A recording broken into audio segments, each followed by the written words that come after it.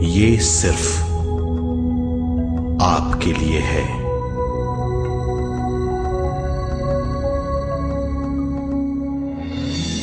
इस पूरी सृष्टि के हम एक बहुत छोटे से कण हैं। हम सबकी एक ही खोज है, अच्छा स्वास्थ्य, शांति, ज्ञान, सौभाग्य, शक्ति।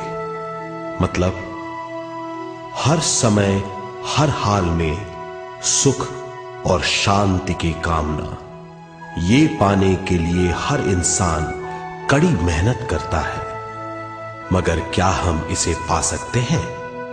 जी हां, ये हासिल की जा सकती है। ये सब तभी मुमकिन है जब हम आत्मज्ञान और विश्व शक्ति को समझ लें।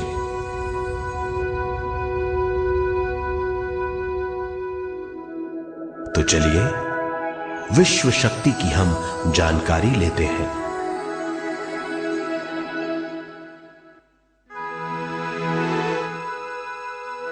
विश्व शक्ति पूरे विश्व में मौजूद है। इस शक्ति से पूरा तारापुंज, ग्रह, मनुष्य, परमाणु बंधे हुए हैं।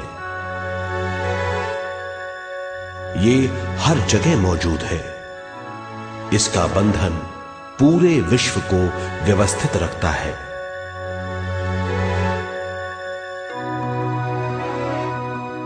विश्व शक्ति जीवन शक्ति है, दिव्य शक्ति है।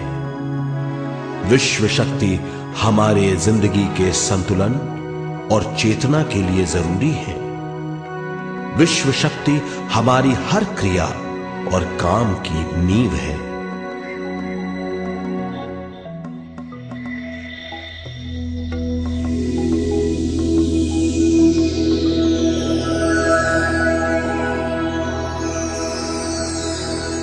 गहरी नींद और पूरी खामोशी में हमें थोड़ी सी विश्व शक्ति मिलती है। इस शक्ति का हम अपने रोज के दिमागी कामों में इस्तेमाल करते हैं, जैसे देखना, बोलना, सुनना, सोचना और शरीर के हर काम। ये थोड़ी सी शक्ति हमें सोते समय मिलती है, जो इन सब कामों के लिए काफी नहीं है। इसलिए हम थक जाते हैं, तनाव से भर जाते हैं। इससे हम शारीरिक और मानसिक झंझटों में फंस जाते हैं, बीमार हो जाते हैं। इन सब से छुटकारा पाने के लिए हमें ज्यादा से ज्यादा विश्व शक्ति मिलनी जरूरी है।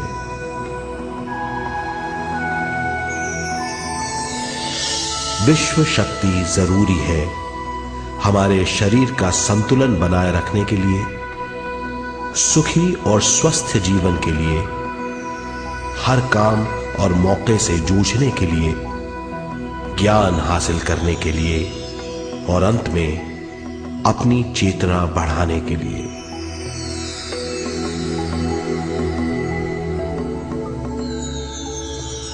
भरपूर विश्व शक्ति हमें केवल ध्यान से मिलती है।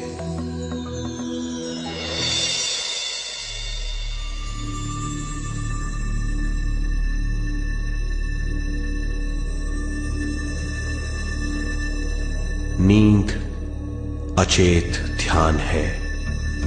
ध्यान सहज नींद है।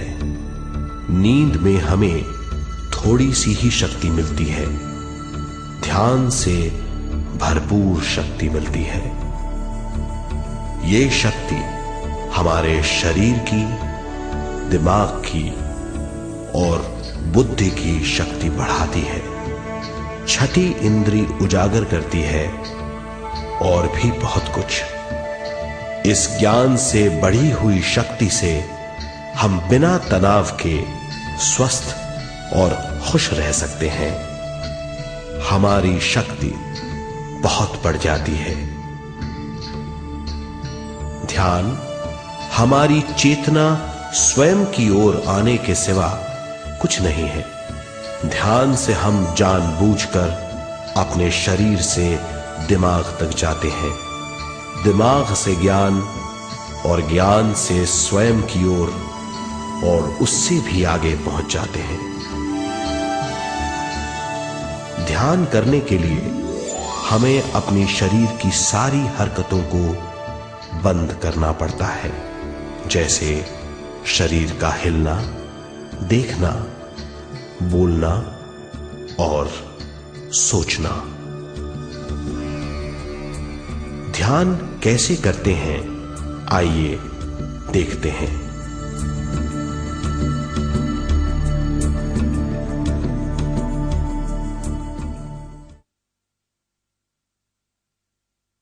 ध्यान के लिए पहला काम है स्थिति।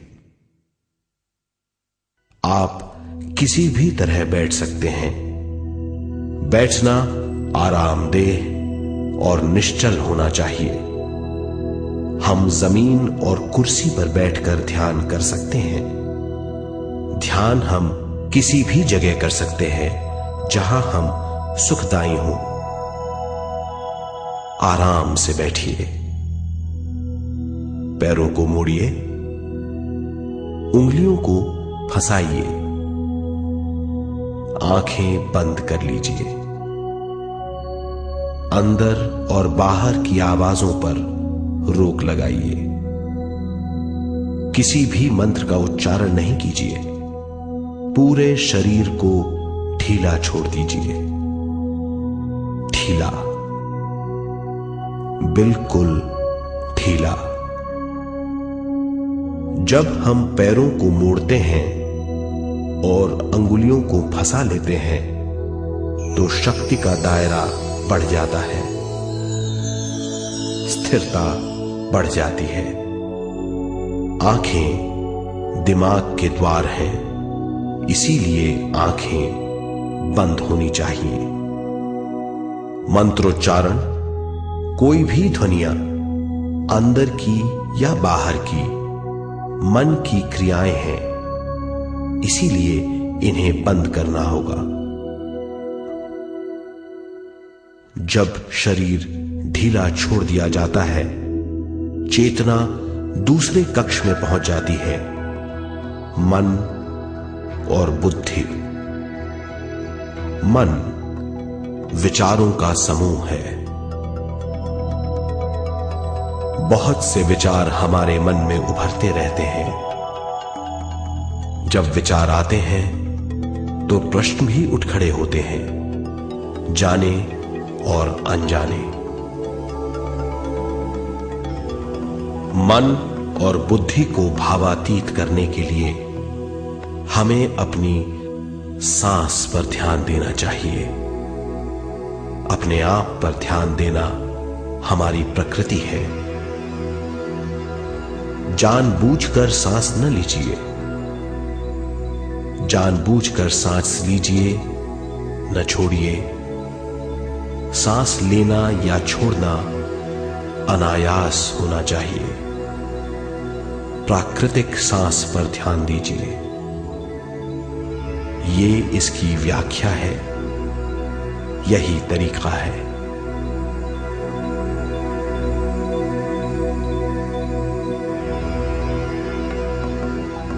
विचारों का पीछा मत कीजिए। विचार, सवाल, उनसे चिपक मत जाइए। विचारों को हटा दीजिए। सांस पर पुनः ध्यान दीजिए। प्राकृतिक सांसों पर ध्यान दीजिए। सांसों में खो जाइए। इसके बाद सांसों की गहराई कम होती जाएगी। धीरे धीरे सांस हल्की और छोटी होती जाएगी।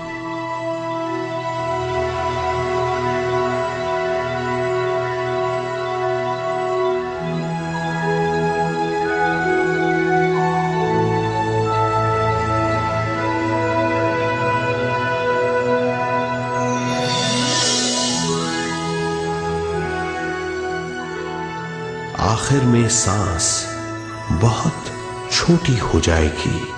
और दोनों भावों के बीच में चमक का रूप ले लेगी। इस दशा में हर किसी में न सांस रहेगी न विचार, वो विचारों से परे हो जाएगा। ये दशा कहलाती है निर्मल स्थिति या बिना विचारों की दशा। ये ध्यान की दशा है।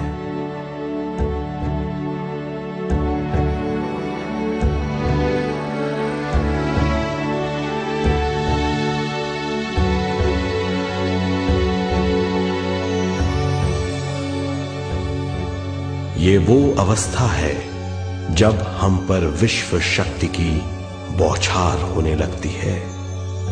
हम जितना ज्यादा ध्यान करेंगे उतनी ही ज्यादा विश्व शक्ति हमें प्राप्त होगी।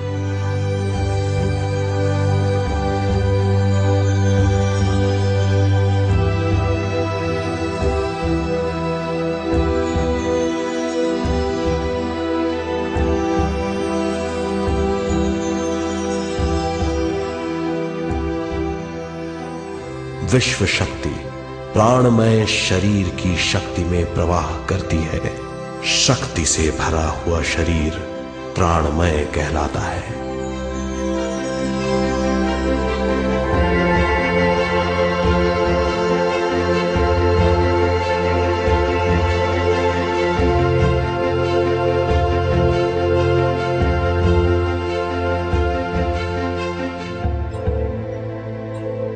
प्राणमय शरीर में 72,000 से ज्यादा रंग रहित नाड़ियां या शक्ति की नलियां होती हैं जो पूरे शरीर में फैली हुई हैं। शक्ति नलियां सिर के भाग से शुरू होती हैं। ये भाग ब्रह्मरंध्र कहलाता है।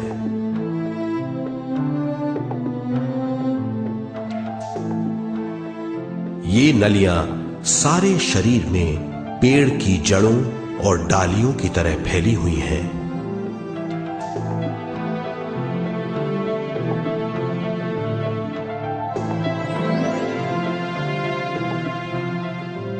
प्राणमय शरीर हमारे शरीर का विशेष आधार है।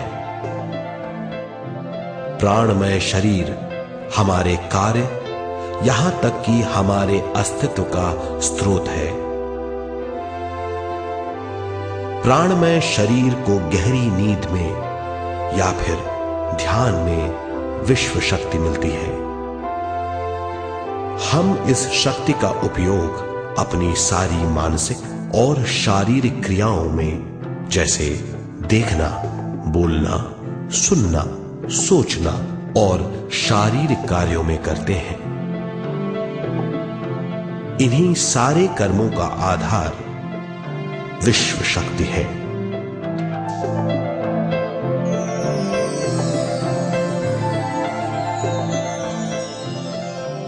विश्व शक्ति का बहाव केवल हमारे विचारों पर आधारित है। जब हम सोचने लगते हैं तो विश्व शक्ति का बहाव रुक जाता है। मतलब यह है, हमारा सोचना विश्व शक्ति का बांध है। जब विश्व शक्ति का बहाव कम हो जाता है तो शक्ति नलियों में कम शक्ति पहुंचती है। ये कमी हमारे शरीर की शक्ति में रंग रहित सूक्ष्म धब्बे डाल देती है। ये धब्बे धीरे धीरे हमारे शरीर में बीमारी पैदा करते हैं। मतलब यह है कि हमारे प्राणमय शरीर में शक्ति की कमी सारी बीमारियों की जड़ है।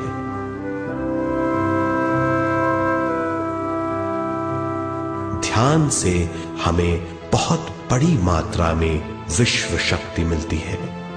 ये हमारी शक्ति नलियों के जरिए सारे शरीर में पहुंचती है। जब विश्व शक्ति बहुत बड़ी मात्रा में शक्ति नलियों में बहने लगती है तो रंग रहित सूक्ष्म धब्बे मिट जाते हैं, और जब ये धब्बे साफ हो जाते हैं तो हम सारी बीमारियों से मुक्त हो जाते हैं।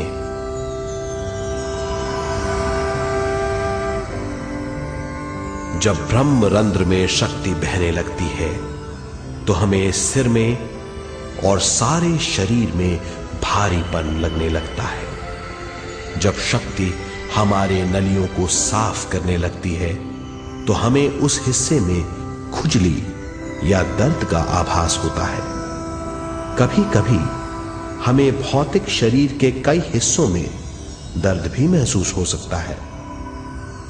इन दर्दों को दूर करने के लिए हमें दवा लेने की जरूरत नहीं है। ज्यादा ध्यान करने से ये दर्द दूर हो जाते हैं।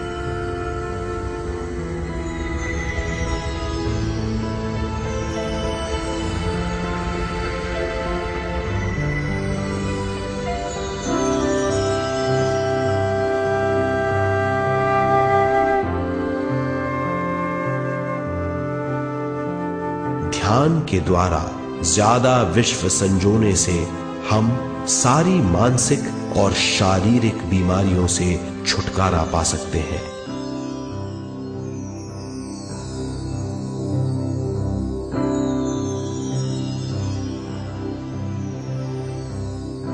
अगर हम पिरामिड के अंदर बैठकर ध्यान करें तो ध्यान की अवस्था साधारण से तिगुनी जल्दी पहुंच जाती है। अब हम ये मालूम करेंगे कि पिरामिड और पिरामिड की शक्ति क्या है।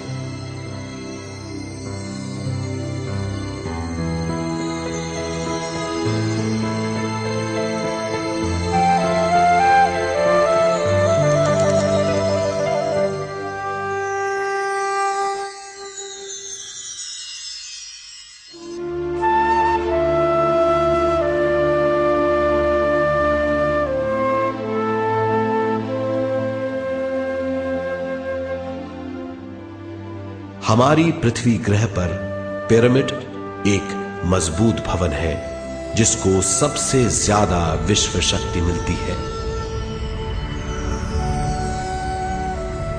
पिरामिड का कोण 52 डिग्री 51 मिनट है। इस कोण की बदौलत इसे सबसे ज्यादा विश्व शक्ति मिलती है।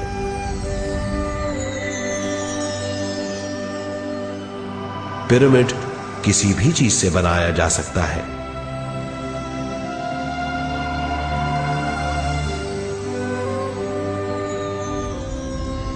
पिरामिड को सही दिशाओं में रखना आवश्यक है। उत्तर, दक्षिण, पूर्व।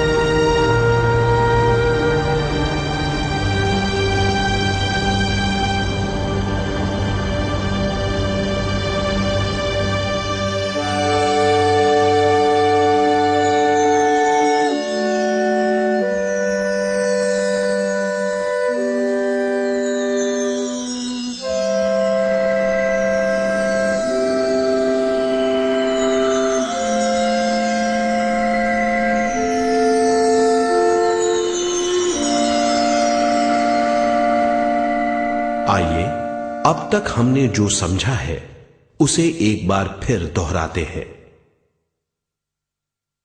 ध्यान स्वयं की ओर आने की यात्रा है। इसके लिए हमें शरीर को उत्कृष्ट बनाना पड़ता है। आरामदेह तरीके से बैठने से हमारा शरीर शिथिल हो जाता है और चेतना को भावातीत बनाने में सहायता मिलती है।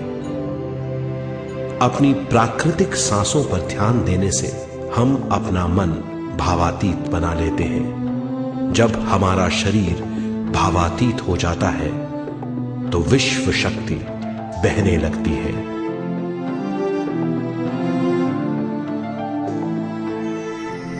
विश्व शक्ति से शरीर की सारी बीमारियां दूर हो जाती हैं और हम बिना दवाओं के स्वस्थ हो जाते हैं। ज्यादा से ज्यादा ध्यान करने से विश्व शक्ति सारे तनाव दूर कर देती है। जैसे जैसे हम ध्यान करते जाएंगे हमारा मन शांत और विशाल होता चला जाएगा। इससे हमारी स्मरण शक्ति भी बढ़ेगी।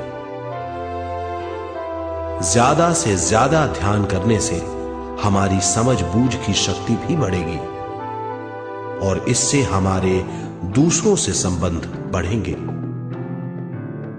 ध्यान से सुखी गृहस्थ जीवन प्राप्त होगा, मन की शांति मिलेगी। ध्यान आपको स्वस्थ और परम आनंदित बनाता है। ध्यान से हमें अपने सवालों के जवाब मिलते हैं। ये और इससे ज्यादा पाने के लिए हर दिन ध्यान करना चाहिए। ध्यान किसी भी जगह किया जा सकता है।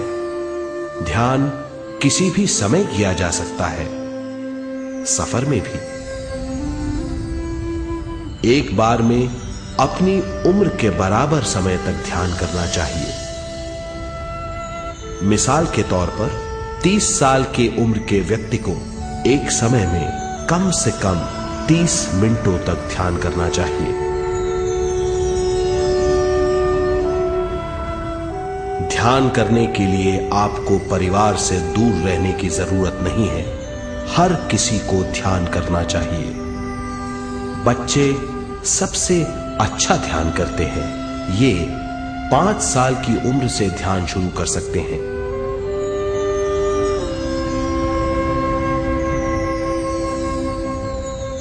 ध्यान करने के लिए आपको किसी गुरु या मास्टर की जरूरत नहीं है। आपका गुरु या मास्टर आपके भीतर है।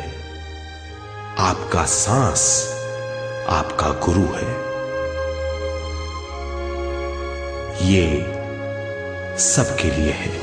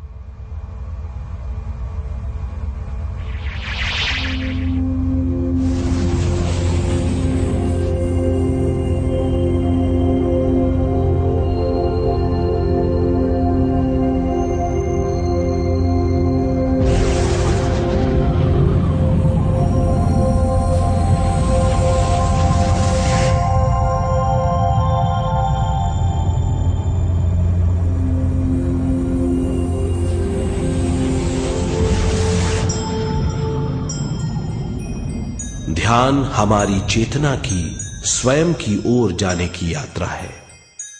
स्वयं तक पहुंचने के लिए हमें मन और शरीर को उत्कृष्ट बनाना पड़ता है।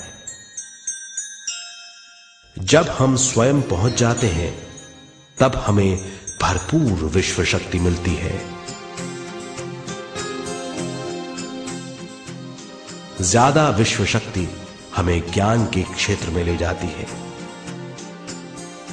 ज्ञान या बोध क्या है, इस पर विचार करते हैं।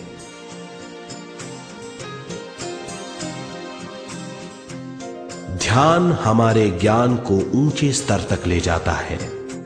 ज्ञान और कुछ नहीं, केवल एक अनुभव है। अनुभव और कुछ नहीं, केवल अपने आप में पूरी तरह डूब जाना है।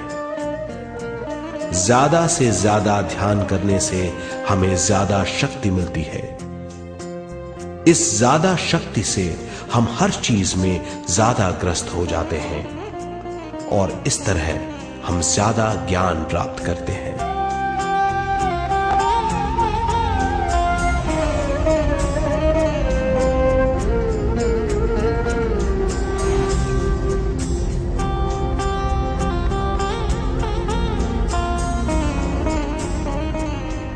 ज्ञान के द्वारा हमारी समझ बूझ और बुद्धिमत्ता में वृद्धि होती है। इस समझबूझ से हम समझ जाते हैं हम केवल शरीर और मन ही नहीं है। हम समझ जाते हैं कि हम एक अद्भुत जीव हैं। और ज्यादा समझ के द्वारा अपनी समस्याओं से छुटकारा पा सकते हैं।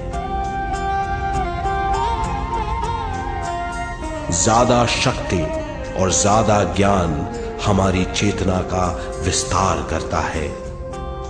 चेतना का विस्तार ही आत्मा का ध्येय है। ज्यादा ज्ञान हमें विशिष्ट इंद्रियों द्वारा मिलता है, जैसे दिव्य चक्षु और सूक्ष्म शरीर।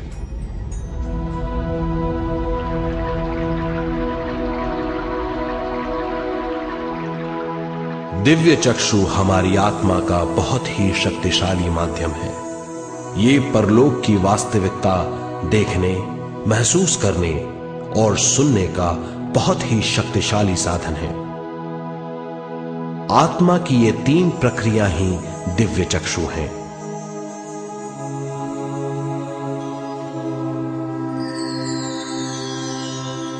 ज्यादा से ज्यादा ध्यान करने से ज्यादा शक्ति बहने लगती है।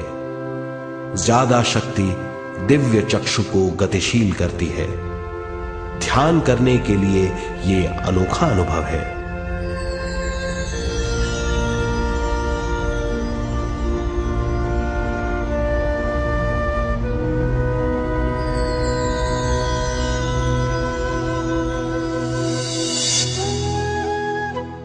दिव्य चक्षु जब गतिशील होने लगता है, तब हमारे मस्तिष्क यानी माथे पर खिंचाव और खुजली होने लगती है।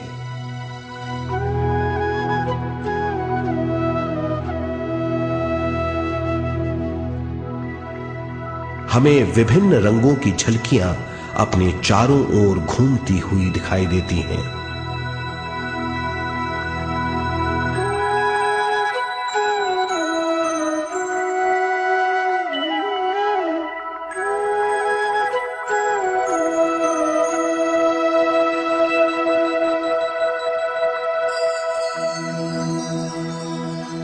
हमें फुसफुसाहट और चलने की आवाजें सुनाई देती हैं।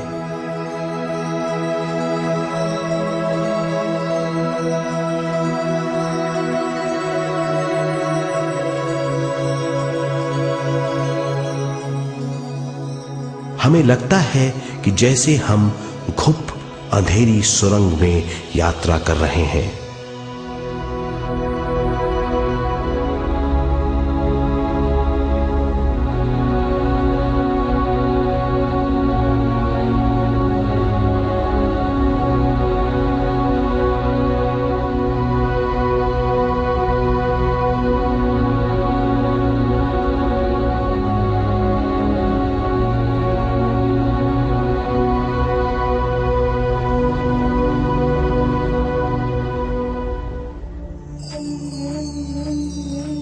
जब हम ज्यादा ध्यान करते हैं तो हमारे प्राणमय शरीर को काफी दिव्य शक्ति मिल जाती है, जिससे हमारे दिव्य चक्षु की सिद्धि हो जाती है।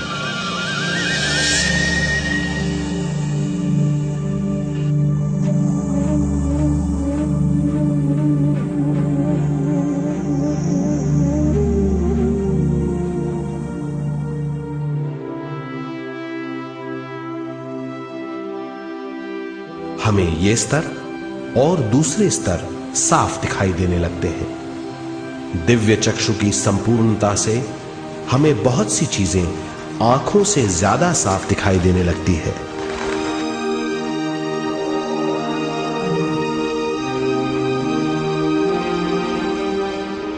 हमें दूसरे स्तरों की वास्तविकताएं दिखाई देने लगती हैं। हमें दिखाई देती हैं वो चीजें जो 5 ज्ञानेंद्रियों से भी दिखाई नहीं देती। हम महसूस करते हैं वो बहुत सी चीजें जो शब्दों में बयान नहीं की जा सकती।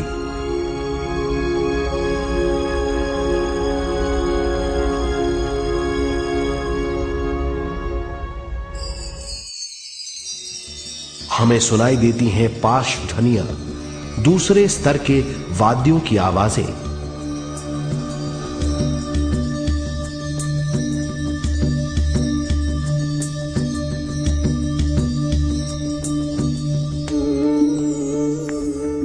हमें दिखाई देते हैं वो महापुरुष जिनका शारीरिक रूप हमारे साथ नहीं है।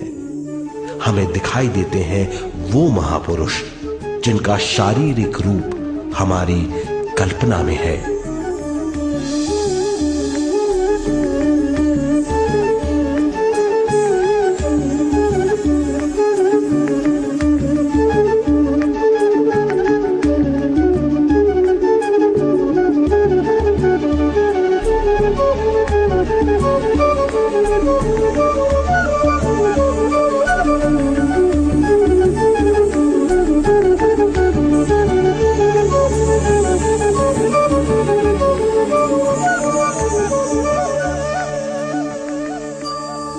और अधिक ध्यान करने से हमें वो महापुरुष तीव्र ज्योति के रूप में दिखाई देते हैं।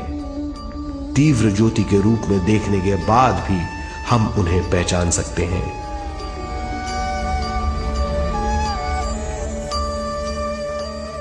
हम महापुरुषों का संदेश सुन सकते हैं।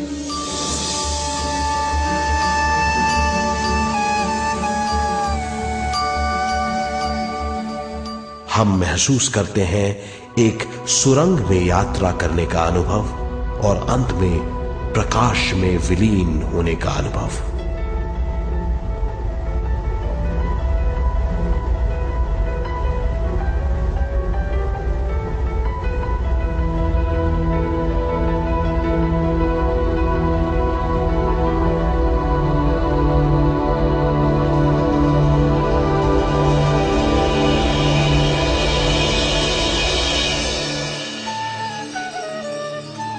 हम जानते हैं कि दिव्य चक्षु के अनुभवों के द्वारा हम अपनी सारी समस्याओं का समाधान महापुरुषों द्वारा भेजे गए संदेशों से कर सकते हैं या दूसरे लोगों की वास्तविकताओं द्वारा एक अनुभव के रूप में। इससे हमारी हरकतें बदलेंगी, हमारे विश्वास बदलेंगे, हमारी समझ बदलेगी। दिव्य चक्षु के इस अनुभव से हमारे सामने मौजूद भौतिक स्तर का बोध बदल जाएगा।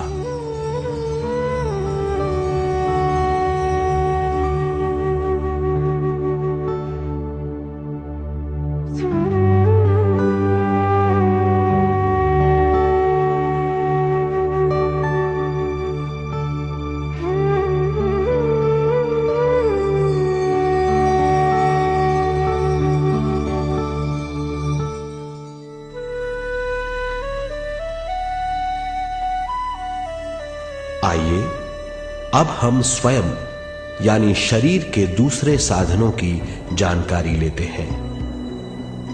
सूक्ष्म शरीर स्वयं का वो साधन है जो दूसरे लोगों को ज्ञान देता है।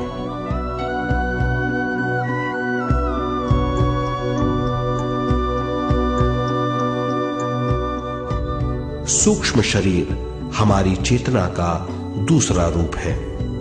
हमारे भौतिक शरीर जैसा साधारण स्थिति में चेतना हमारे पूरे शरीर में मौजूद रहती है।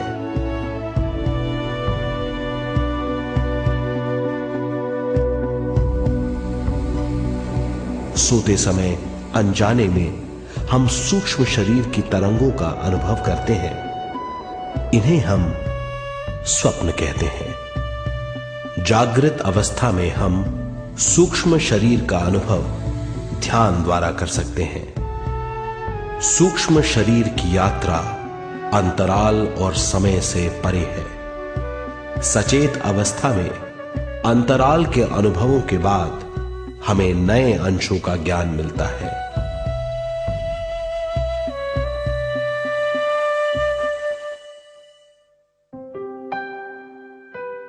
ध्यान में भरपूर विश्व शक्ति मिलने के बाद चेतना जो हमारे पूरे शरीर में फैली हुई है एक बिंदु की ओर जाने लगती है।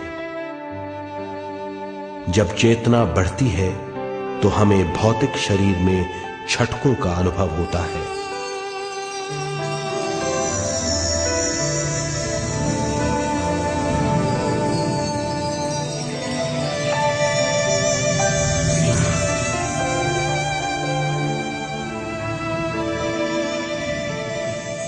ऐसा लगता है जैसा हमारा शरीर तैर रहा हो। लगता है हमारे हाथ पैर हैं ही नहीं। हमें अपना शरीर पंख की तरह हल्का लगने लगता है। ये पारलौकिक शक्ति कहलाती है।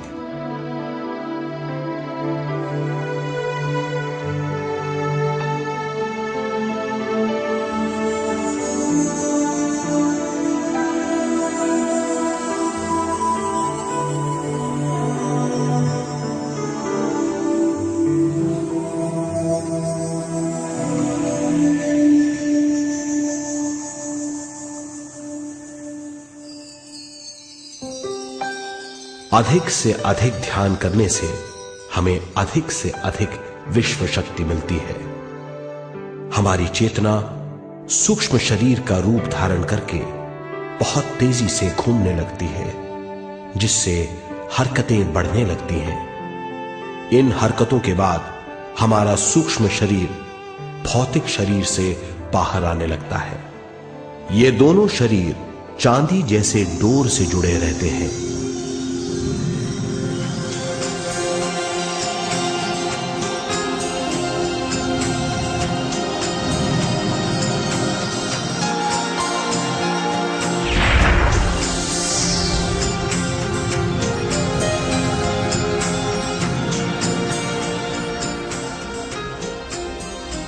ये चांदी की डोर और कुछ नहीं, तेज गति से थड़थड़ाती हुई चेतना है, जो भौतिक शरीर से सूक्ष्म शरीर को और सूक्ष्म शरीर से भौतिक शरीर को संदेश देती रहती है।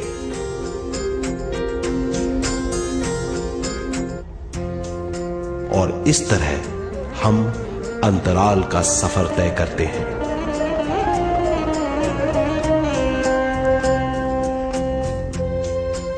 अंतराल की यात्रा हमारी चेतना की जाने और अनजाने लोगों की यात्रा है।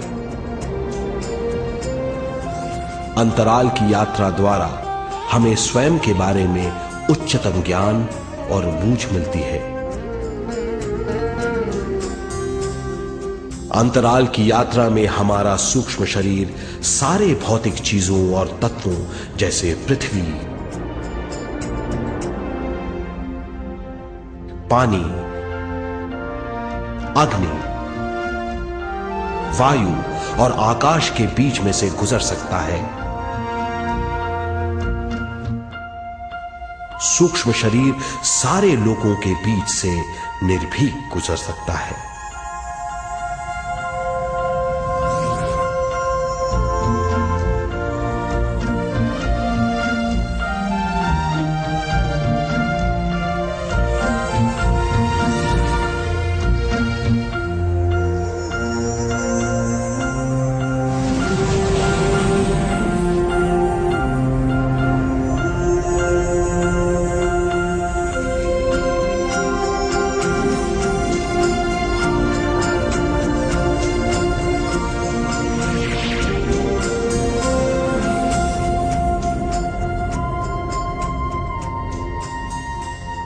ध्यान करने वाला व्यक्ति अपने शरीर से बाहर आकर अपने भौतिक शरीर को देख सकता है।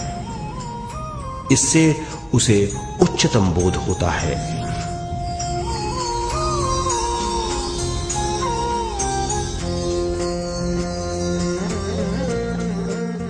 वो समझ पाता है कि वो शरीर मात्र नहीं, बल्कि शरीर में रहता है। ये एक गहन बोध है। हर किसी को अंतराल की यात्रा का अनुभव करना चाहिए। अधिक से अधिक यात्रा करने से हमारी सीमाएं खत्म हो जाएंगी। हम जान जाएंगे कि हम असीम हैं। केवल इसी अनुभव के द्वारा हम जान जाएंगे कि हम ही चेतना हैं। हम जान जाएंगे कि हम असीम हैं। हम जीवन का नया विस्तार जान जाएंगे।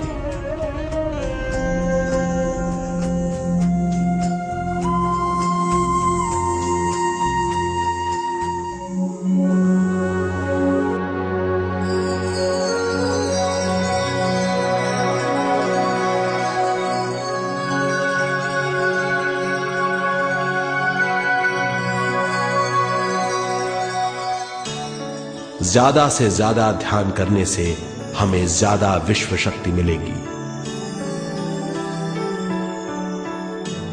विश्व शक्ति द्वारा अपने हर काम में क्रियाशील होने की हमारी क्षमता बढ़ती है। शरीर, मन और स्वयं से ज्यादा क्रियाशील होने से हम हर स्थिति को पूरी तरह समझ पाते हैं। ये समझ और कुछ नहीं, ज्ञान है।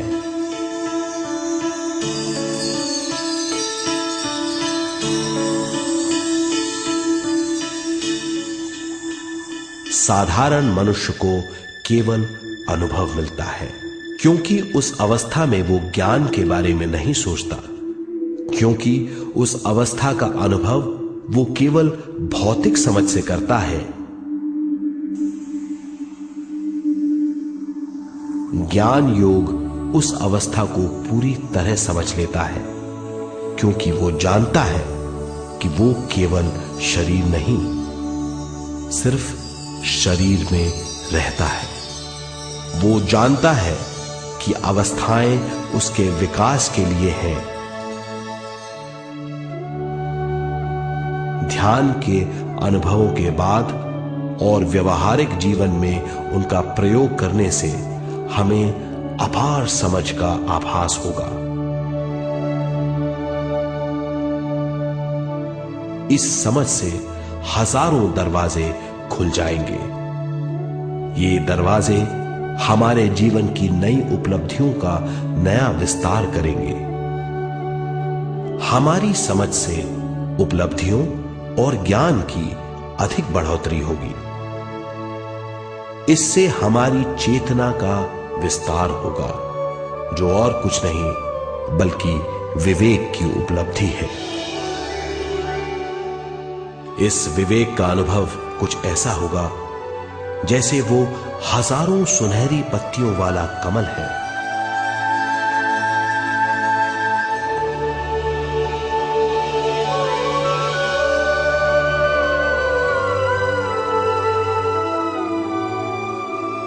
हर एक पत्ती समझ की एक नई मात्रा होगी।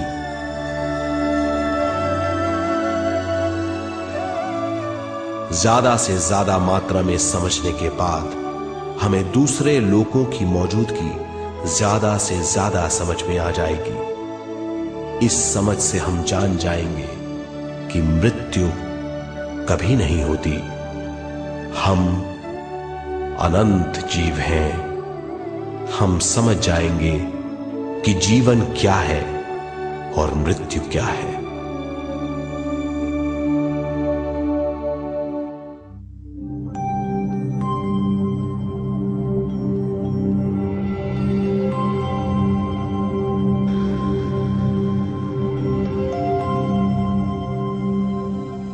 हम इस धरती पर विश्व चेतना की एक कण के रूप में आते हैं।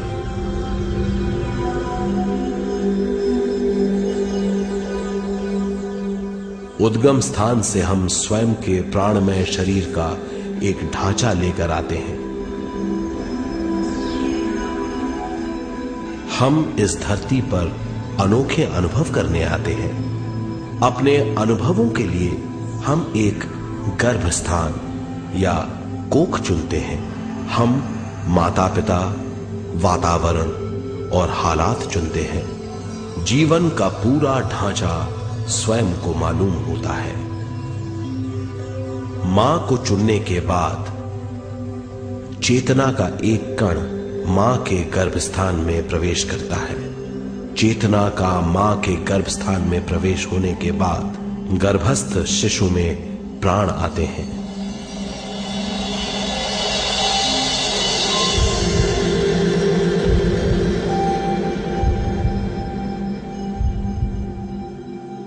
प्राणमय शरीर में विश्व शक्ति के हिसाब से और उनके कारणों से प्राकृतिक शरीर बनने लगता है। चेतना बारंबार उद्गम स्थान में आती रहती है और जब तक पहली सांस आती है,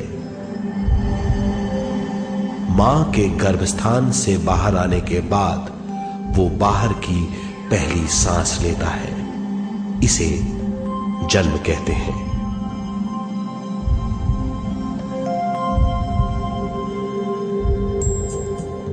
पहले दिन से 7 वर्ष तक हमें उद्गम स्थान का आभास रहता है। 7 वर्ष की उम्र से दिमाग अपना आकार लेना शुरू करता है। 14 वर्ष में यह क्रिया पूरी हो जाती है। बुद्धि की क्रियाशीलता 14वें वर्ष से शुरू होकर 21वें वर्ष में संपूर्ण हो जाती है। 21वें वर्ष से 28वें वर्ष तक मनुष्य शरीर, दिमाग और बुद्धि के मिश्रण का अनुभव करता है। 28वें वर्ष की उम्र से जीवन उसकी स्वयं की बुद्धि पर निर्भर करता है। अगर मनुष्य स्वयं से आगाह नहीं होता तो उसकी चेतना शरीर और दिमाग के बीच में अटकी रहती है और यहीं से सारे दुख शुरू हो जाते हैं। वो हालात समझ नहीं पाता, इससे हर बात सोचनीय हो जाती है। वो अपने आप को गुप्त कठोरता के आंचल में छुपा लेता है। कठोरता विश्व शक्ति के बहाव को रोक देती है, जिसके कारण वो शारीरिक बीमारियों के दबाव और तनाव में फंस जाता है। वो अपना जीवन बिना सावधानी के बिताता है। वो अपने जीवन का उद्देश्य नहीं समझ पाता। वो बचपन से जवानी, जवानी से बुढ़ापे तक जीवन बिताकर पृथ्वी से सिधार जाता है। वो अपने जीवन का उद्देश्य पूरा नहीं कर पाता। इसे हम मृत्यु कहते हैं।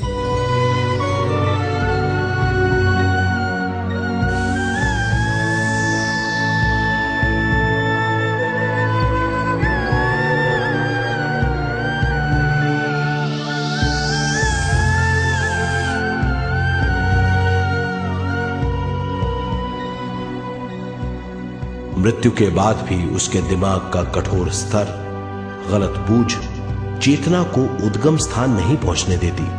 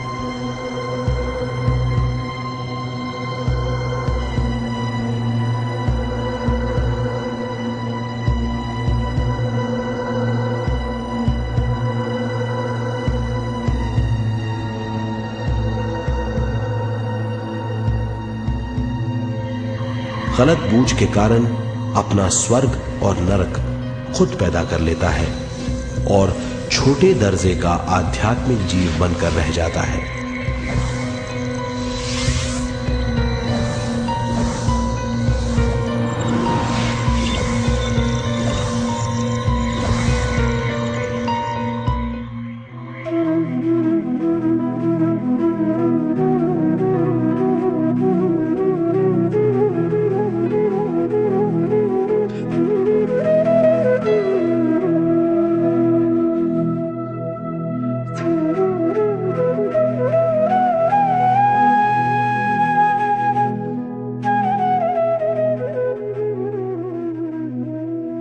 अगर मनुष्य स्वयं में सरोवर होकर अपना जीवन शुरू करता है तो वो हर हाल में आनंद पूर्वक रहेगा। मृत्यु के बाद भी वो निचले लोकों में नहीं रहेगा, वो उद्गम स्थान पर लौट जाएगा।